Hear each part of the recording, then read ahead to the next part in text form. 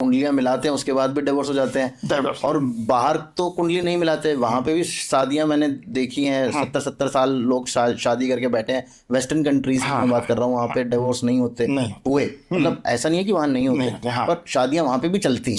चलती हैं, बिल्कुल ठीक बात। देखिए, अब यहाँ पे ना मैं कुछ बातें आपको कहना चाहूँगा। जो मैंने कहा 36 के 36 गुण पे भी डाइवोर्स होते हैं, और 10 गुण पे भी मैंने कंफर्टेबल शादी चलते देखा है। और कहीं दूर की बात नहीं, मेरे घर में मेरे यंगर ब्रदर, उनकी और उनकी वाइफ की कुंडली में 10 गुण मिलते हैं, और वो कंफर्टेबल मैरिज लाइफ को एंजॉय कर रहे हैं। मुझे लगता है लगभग 18 साल से ज़्यादा हो गया। बिल्कुल। और 2 बच्चे हैं बहुत अच्छे, उनकी मैरिज लाइफ भी अच्छी है। हाँ, थोड़ी बहुत अनबन होती है जो पारिवारिक समझाने पे और चीज़ों पे, वो चीज़ें ठीक हो जाती हैं। अब 36 के 36 गुण में प्रॉब्लम कहाँ आती है कि भाई मिले तो 36 के 36, हमने देखा जी मंगल दोष भी नहीं था या कैंसिलेशन हो रहा था, फिर भी शादी क्यों नहीं चली?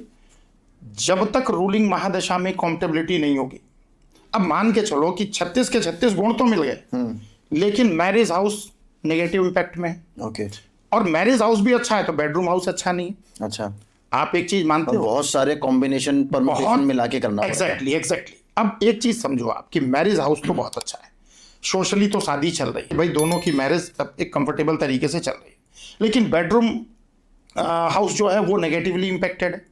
तो ऐसी स्थिति में उनकी लॉयल्टी बेडरूम हाउस के लिए नहीं रहेगी। बेडरूम हाउस नेगेटिवली इम्पैक्टेड है, मतलब क्या उनकी सेक्सुअल लाइफ अच्छी नहीं रहेगी, हाँ, या एक्स्ट्रा मैरिटल अफेयर्स रहेंगे, ऐसा? एग्जैक्टली, ये जो आपने बाद में बोला एक्स्ट्रा मैरिटल अफेयर, इसके चांसेस ज्यादा होते हैं। अच्छा। जब 12th हाउस में नेगेटिव एस्पेक्ट हो, 12th हाउस बहुत अच्छा ना हो, तो वो अपने पार्टनर के लिए लॉयल नहीं रहेगा।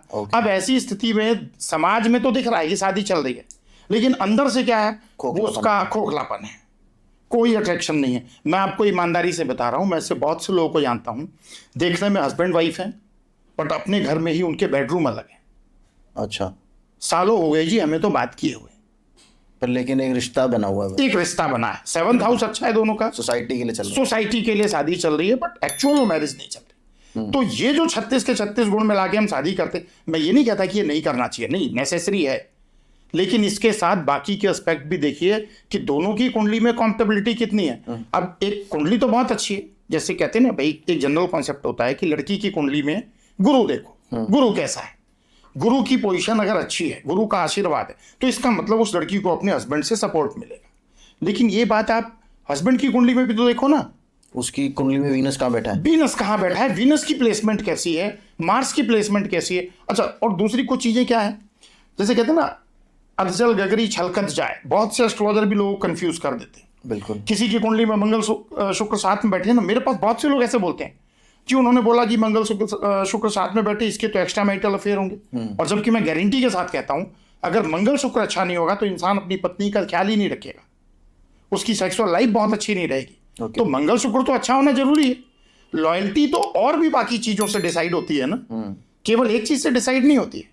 तो इसलिए जब भी मैरिज को लेकर के हम चले आगे, तो हम इसमें कंजूसी ना करें कि एस्ट्रोलॉजर से कंसल्टेशन ना लें। भाई उसकी जो फीस है दो, और उसको बोलो प्रॉपर तरीके से इसको एनालाइज करो कि भाई लॉन्जेविटी कितनी है, करियर एस्पेक्ट दोनों का कैसा है, लड़के लड़की की एज, हाँ फर्क तो वही लॉन्जेविटी कितनी है उसकी, वो देखना जरूरी है। अब मान लो किसी आयु में हमें संकट दिख रहा है, तो हमको ये बताना चाहिए, है ना, या तो दोनों के लिए सिचुएशन इस तरीके से।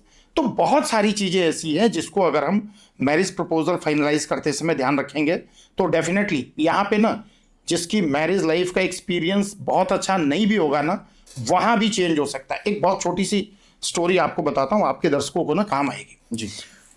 ये बात है 2007 की। एक मेरी परिचित थी, मैं बहुत सारी चीज़ें प्राइवेसी के चलते ओपन नहीं करूंगा। उनके हस्बैंड सेना में बहुत अच्छे, मतलब कमीशन अधिकारी थे, एक बेटा भी कमीशन अधिकारी था, और एक बेटा एक बहुत रेपुटेटेड कंपनी में बहुत अच्छे पैकेज पे था। और उस समय उसका पैकेज वो था जो, मतलब अगर मैं यहाँ बोलूँगा तो लगेगा कि अरे उस समय ये पैकेज, ऐसा पैकेज था। वो लेडी ऐसी थी कि अगर उनको आंखों का ऑपरेशन कराना हो तो भी पंडित जी से पूछना है, अच्छा, कि किस दिन कराऊं। मैं बोलता रही इतनी चीजों के लिए मत देखो ना, आप अपने आप ऐसे ही बोल दो, आप कुछ मत देखो, आप खाली बोल दो कि कल करवा लो, मैं करा लूंगी। उनके बेटे के लिए कम से कम सैकड़ों रिश्ते मैंने रिजेक्ट किए। अच्छा, कि नहीं जी, ये अच्छा नहीं, ये अच्छा नहीं। एक रिश्ता आता है और मैं बोलता हूँ कि भाई यहाँ शादी करो, ये कुंडली अच्छी है।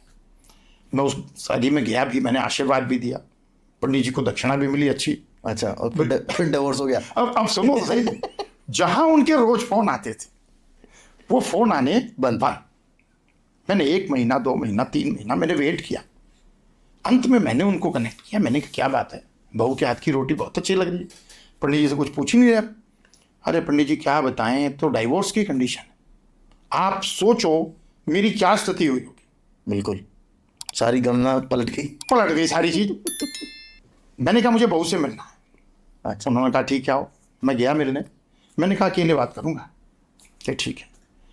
मैंने एक ही शब्द बोला, मैंने कहा देख बेटा, मुझे पहचान रही ना, मैं शादी में आया था, मैंने आशीर्वाद दिया था, और ये ना मेरी साख दांव पे लग गई, ऐसा होना नहीं था। कुंडली मैंने मिलाई है, इतनी कुंडलियां रिजेक्ट करने के बाद मैंने कहा बेटा बहुत कुंडली रिजेक्ट किया, फिर तेरा सिलेक्शन किया। तो मैंने कहा कि मैं रीजन तो पता लगा लूंगा। थोड़ा मैंने यहाँ पे ना एक साइकोलॉजी इस्तेमाल की, मैं खोल के बोल रहा हूँ। बिल्कुल, एस्ट्रोलॉजी में साइकोलॉजी भी आपको ऐड करनी पड़ेगी। मोस्टली साइकोलॉजी है। बिल्कुल, जब तक सामने वाले की मेंटलिटी नहीं समझोगे उसको आप ठीक ढंग से गाइड भी नहीं कर सकते। मैंने बोला देख बेटा, मैं पता तो लगा लूंगा, और मैं ठहरा ब्राह्मण, सुबह शाम संध्या करता हूँ, ऐसा मजबूर मत करियो कि तेरी जिंदगी खराब हो जाए।